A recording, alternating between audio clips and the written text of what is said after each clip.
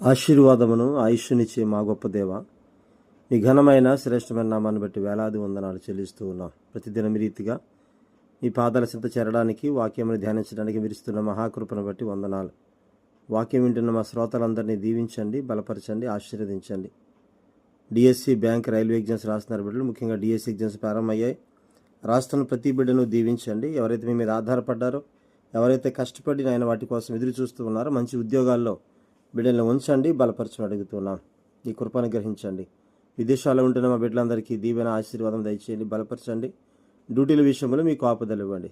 దూర ప్రాంతాల ఉద్యోగాలు చేస్తున్నారు బిడ్డలు, చక్కని కాపుదలు ఇవ్వండి, ఆశీర్వాదంతో నింపండి. ప్రాముఖ్యంగా మీ కృపా కాపుదల బిడ్డలకు అనుగ్రహించండి. హాస్టల్ నుండి చదువుతున్న బిడ్డలు మీ శ్రేష్టమైనటువంటి ఆరోగ్యమును, జ్ఞానం ఇచ్చి నడిపించండి.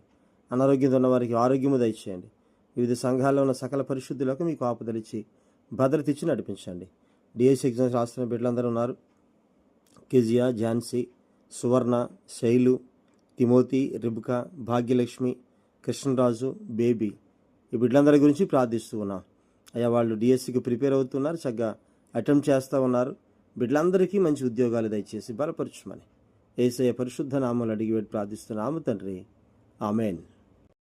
ప్రియులారా, అందరికీ వందనాలండి. నిన్నటి దినములో మనం కీర్తన గ్రంథాలు ధ్యానాంశాల్లో 21వ అధ్యాయం మొదటి 2 చరణాలు చూసాం. ఈరోజు 3వ చరణం, 4వ చరణం ధ్యానం చేద్దామండి. కీర్తన గ్రంథం 21వ అధ్యాయం 3వ చరణం. శ్రేయస్కరమైన ఆశీర్వాదములతో నీవు అతనిని ఎదుర్కొనుచున్నావు, అతని తల మీద అపరంజి కిరీటము నీవు ఉంచి ఉన్నావు. 4వ చరణం. ఆయుస్సు నిమ్మని అతడు నేను వరమడుగగా నీవు దానిని అతనికి అనుగ్రహించి ఉన్నావు. సదాకాలము నిలుచు దీర్ఘాయువు నీవు దయచేసి ఉన్నావు. 3వ చరణం. దీనిలో మనం శ్రేయస్కరమైన ఆశీర్వాదములతో నీవు అతనిని ఎదుర్కొనుచున్నావు. ఎవరైతే ప్రార్థన చేస్తారో, నిన్న 2వ వచనం మనం చూసామండి, ప్రార్థన చేసే వారి ప్రార్థన దేవుడు అంగీకరిస్తాడని. అటువంటి వాళ్ళనే దేవుడు 3వ వచనంలో శ్రేయస్కరమైన ఆశీర్వాదములతో నీవు అతనిని ఎదుర్కొనుచున్నావు. ఆశీర్వాదాలు మనకి సిద్ధం చేసి మనకి ఎదురొస్తాడంటండి దేవుడు. ఆశీర్వాదాలతో మనల్ని దేవుడు నడిపిస్తాడు, బలపరుస్తాడు, మనల్ని ఎదుర్కొంటాడు ఆయన. అతని తల మీద నీవు అపరంజి కిరీటము ఉంచి ఉన్నావు. అపరంజి అంటే బంగారము. అపరంజి కిరీటం గురించి ఇంగ్లీష్ బైబిల్లో ఏ క్రోన్ ఆఫ్ ప్యూర్ గోల్డ్, శ్రేష్టమైనటువంటి గోల్డ్, బంగారముగా అపరంజి అంటే అటువంటి కిరీటాన్ని దేవుడు ఏర్పరుస్తున్నాడని. కొత్త నిబంధనలో కిరీటము అనేది ఉలివ ఆకులతో కానీ, కొన్నిసార్లు బంగారంతో కానీ చేస్తారు. ఈ కిరీటాన్ని ధరింపజేయడం అంటే విజేతకు దాని గౌరవార్థం ధరింపజేయడం అని. యుద్ధంలో గెలిచినందుకు కానీ, లేదా ఒక ప్రత్యేకమైనటువంటి గొప్ప కార్యాన్ని ఎవరైనా చేస్తే గనక వారికి కిరీటాన్ని ఇస్తారు. కిరీటాన్ని గ్రీకులో స్టెఫానోస్ అని పిలుస్తారు. గ్రీకు భాషలో స్టెఫానోస్. ఈ మాట కొత్త నిబంధనలో మనకి 2 సార్లు వాడబడిందండి. మొట్టమొదటిది యేసుక్రీస్తు వారికి ధరింపజేసినటువంటి ముండ్ల కిరీటానికి. రెండవసారి ప్రకటన 14:14లో యేసుక్రీస్తు వారు బంగారు కిరీటాన్ని ధరించి మేఘములో రావడానికి గురించి రాయబడింది. స్టెఫానోస్ అనేటువంటి పదం ముండ్ల కిరీటం సందర్భంలో వాడబడింది. ప్రకటన గ్రంథంలో యేసుక్రీస్తు వారు రాబోతున్నటువంటి ఆ 2వ రాకడకు సంబంధించిన దాంట్లో కూడా బంగారు కిరీటాన్ని వాడబడినట్లుగా చూస్తున్నాం. మొదటిసారి హేళన చేస్తూ అవమానించడానికి ముండ్ల కిరీటాన్ని పెట్టారు. రెండవసారి దేవుడు ఆయన తల మీద బంగారు కిరీటాన్ని, సువర్ణ కిరీటాన్ని పెట్టారు. ఆయన వల్ల యుద్ధంలో జయించిన వారెవరు? ఆయన వల్ల అద్భుతాలు చేసింది ఎవరు? ఆయన వల్ల ఘనతకు పాత్రులు ఎవరు? ఆయనకు మాత్రమే కిరీటం. కిరీటానికి మరొక పేరు కూడా మనం చూడొచ్చండి, డయడెమా. ఈ పదాన్ని రాజుగా పట్టాభిషేకం చేసే సమయంలో మాత్రమే ఉపయోగిస్తారు. ఈ మాట ప్రకటనలో మనకు 3 సార్లు కనిపిస్తుందండి. 12వ అధ్యాయం 3వ వచనం, 13వ అధ్యాయం 3వ వచనం, 19వ అధ్యాయం 12వ వచనం.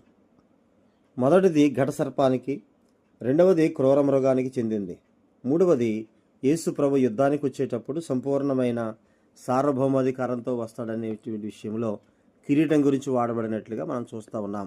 ఇది 3వ చరణానికి సంబంధించి. ఇక 4వ చరణం చూస్తే, ఆయుస్సు నిమ్మని అతడు నిన్ను వరమడుగగా నీవు దానిని అతనికి అనుగ్రహించి ఉన్నావు. సదాకాలము నిలుచు దీర్ఘాయువు నీవు దయచేసి ఉన్నావు. ఇక్కడ ఆశీర్వాదాల గురించి మనం చూస్తున్నాం.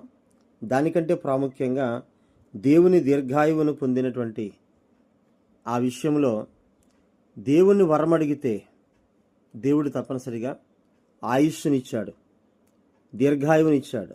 సదాకాలము నిలుచు దీర్ఘాయువు నీవు దయచేసి ఉన్నావు. ప్రియులారా, మనం ప్రార్థన చేస్తే చాలా విషయాలు దేవుడు మనల్ని దీవిస్తాడు, ఆశీర్వదిస్తాడు.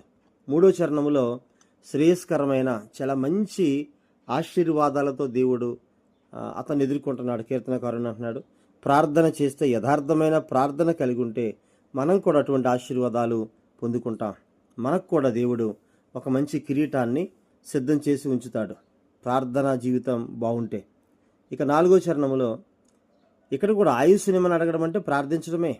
ఆయుస్సునిమ్మని అతడు నిన్ను వరమడుగగా నీవు దానిని అతనికి అనుగ్రహించి ఉన్నావు. అడిగితే దేవుడు తప్పనిసరిగా ఇచ్చే దేవుడు.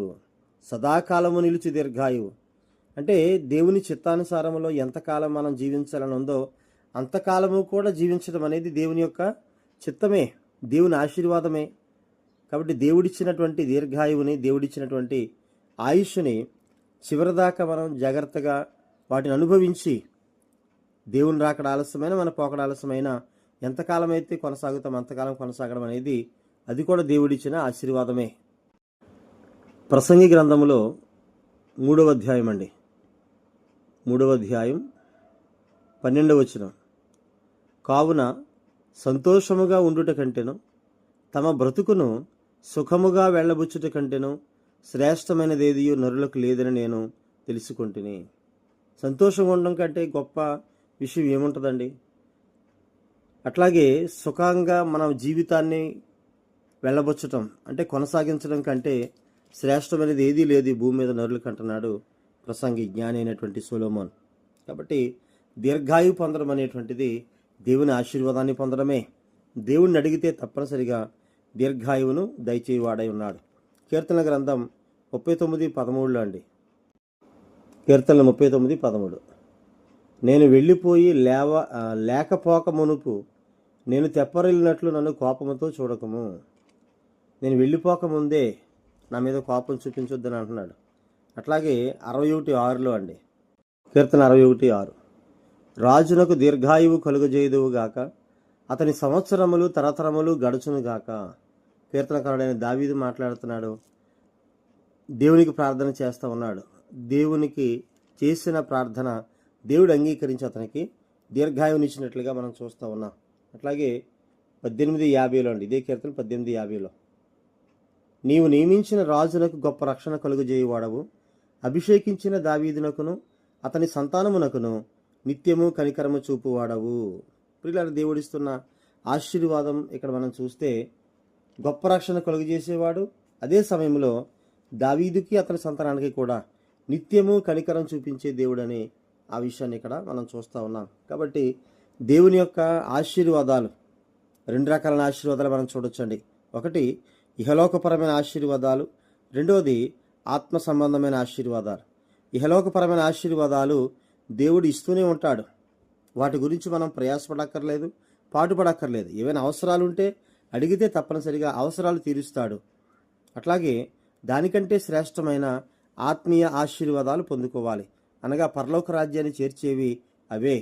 ప్రార్థన, దేవుని వాక్యం, ఆత్మీయ స్థితిలో ఎదగడం, సాక్ష్యము కలిగి ఉండటం, అనేకులకు దేవుని స్వార్థను ప్రకటించడం, ఇటువంటి ఆత్మ సంబంధమైన ప్రతి పనిలో దేవుడు తన ఆశీర్వాదమునిచ్చి బలపరిచి బలంగా వాడుకోవడానికి ఆయన సిద్ధపడుతూ ఉన్నాడు.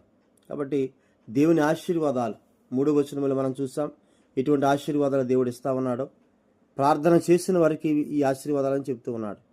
అట్లాగే అపరంజి కిరీటము, ఈ క్రౌన్ ఆఫ్ ప్యూర్ గోల్డ్ అని చెప్పుకున్నాం. అటువంటి శ్రేష్టమైన బంగారంతో కూడిన కిరీటాన్ని దేవుడు తల మీద ఉంచుతూ ఉన్నాడు.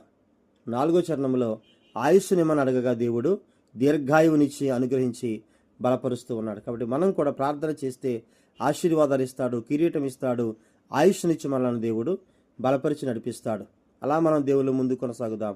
దేవుడు తన మాటలు దీవించును గాక. ఆమెన్. అందరికీ వందనాలండి.